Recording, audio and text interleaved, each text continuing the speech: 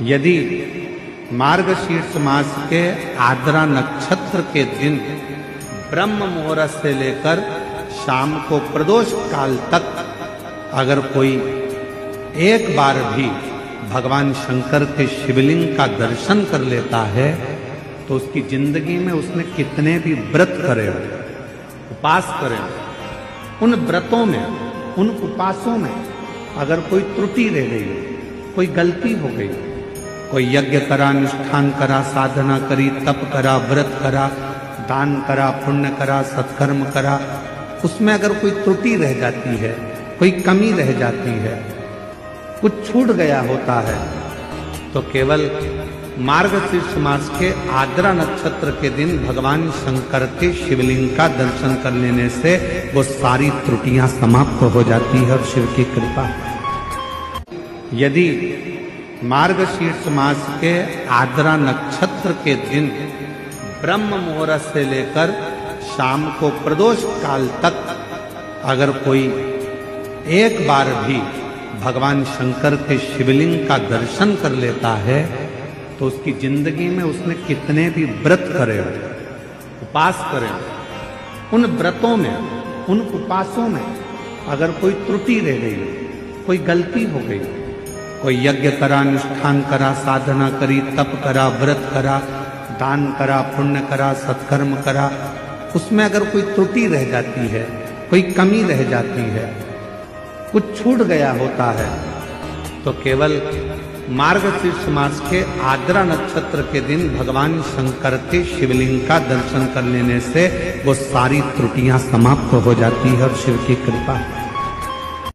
कोई लोग कहते हैं कि हमने 16 सोमवार के व्रत करे गुरुदेव,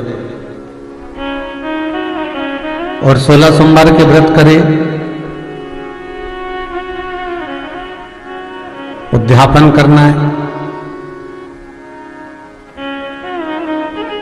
हमने कहा पहली बार कर रहे हो कि पहले भी कर चुके हो? गुरुदेव मैंने तो 16 सोमवार कई समय से करती आ रही हूं, तो अभी भी कर रहे महाराज। ठीक है,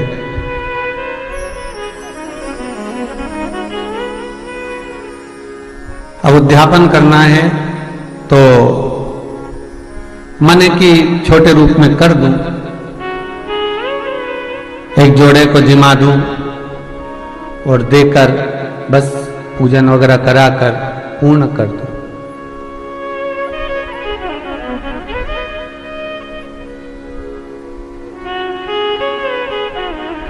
अच्छा, कई लोग इतने चतुर हैं कि 16 सोमवार का जब व्रत करते हैं तो जैसे आज 16 सोमवार का व्रत है मान लो, तो आज ही किसी ब्राह्मण के घर में सीधा पहुंचा देते हैं, जिससे 16 सोमवार के जब व्रत का उद्यापन करें तो 16 ब्राह्मणों को भोजन कराने की जरूरत ना पड़े। व्रतों का विधान है। हम यदि भगवान का कोई व्रत कर रहे हैं, एकादशी का व्रत कर रहे हैं, द्वादशी कर रहे हैं, प्रदोष कर रहे हैं, कार्तिक पूर्णिमा का व्रत कर रहे हैं, या हम चतुर्दशी का व्रत कर रहे हैं, तीज का व्रत कर रहे हैं, छठ का व्रत कर रहे हैं, चतुर्थी का व्रत कर रहे हैं, हम जिस व्रत को कर रहे हैं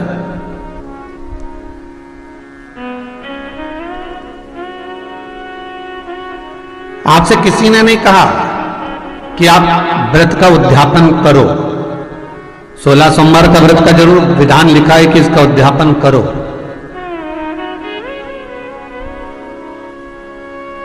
पर शास्त्र कहता है कि उद्यापन करो मना नहीं है, पर भगवान का किसी भी व्रत का, चतुर्थी हो, तीज हो, छठ हो, पंचमी हो, 14 हो, पूर्णिमा हो, जो भी आप व्रत कर रहे हो उसका यदि उद्यापन कर रहे हो तो उस उद्यापन को पूर्ण रीति से, दिल से, मन से, प्रसन्न भाव से करना,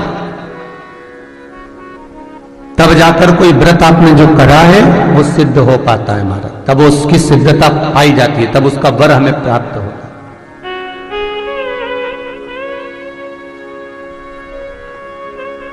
कन्या भोज कराना है, नवरात्रे हैं,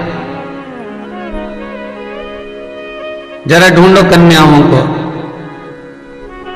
सारी कन्याओं को ढूंढ कर लाए। इतनी इतनी सी प्लेट में इतनी इतनी सी खीर और एक एक पूड़ी और जरा सी सब्जी रख कर दे दिया कि अब ये कन्याएं खा लेंगी। तो पूछा गया कि ये भोजन कन्याओं के लिए? हाँ। तो इतना इतना सा क्यों रखा?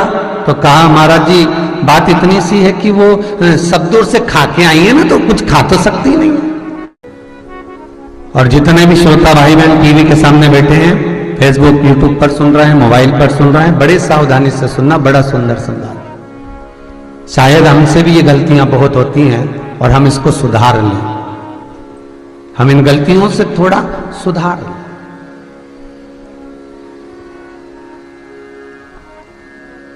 कन्याओं को भोजन कराया जा रहा है और विचार रखा जा रहा है कि ये तो सब दूर से खाकर आई हैं, तो केवल मुंह झूठा करेंगे, कोई इतना थोड़ी ना खाएंगे, और चाहिएगा तो हम डबल से दे देंगे।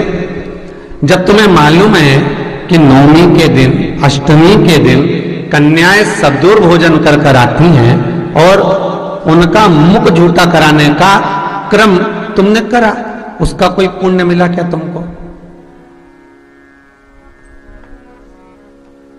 जब कन्याओं को भोजन कराया जाए, जिस ब्राह्मण को, जिस अतिथि को हमने बुलाया है, उसको जब तक तृप्ति ना हो तब तक हमें व्रत का, उद्यापन का, पूजन का कोई पुण्य प्राप्त नहीं होता।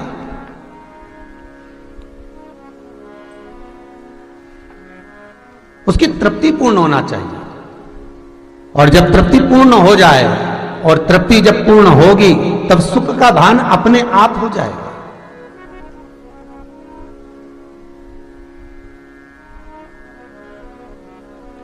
महाराज अष्टमी के दिन कन्याओं का भोजन कराओ या नवमी के दिन कन्याओं का भोजन कराओ, पर देवी भागवत तो कहती है, देवी भागवत तो वर्णन करती है कि पहले नवरात्रे से लेकर, पहले नवरात्रे से लेकर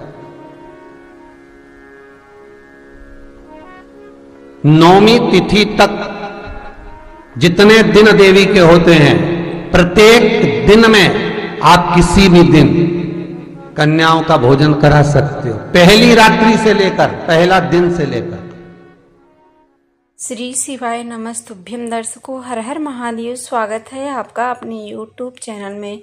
इस वीडियो में आपको पूजनी पंडित जी बताए हैं 9 नवंबर को भाद्रा नक्षत्र पड़ रहा है।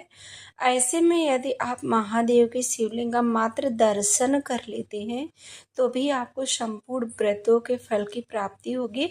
वैसे तो इस दिन आप महादेव के शिवलिंग पे 1 लोटा जल अवश्य समर्पित करें, 1 बेलपत्र समर्पित करें।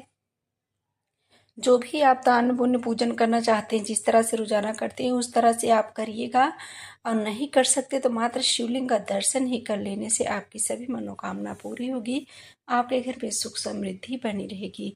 आप इस उपाय को जरूर करें। जो भी भाई बहन चैनल पे पहली बार आए हैं, चैनल को जरूर सब्सक्राइब करें।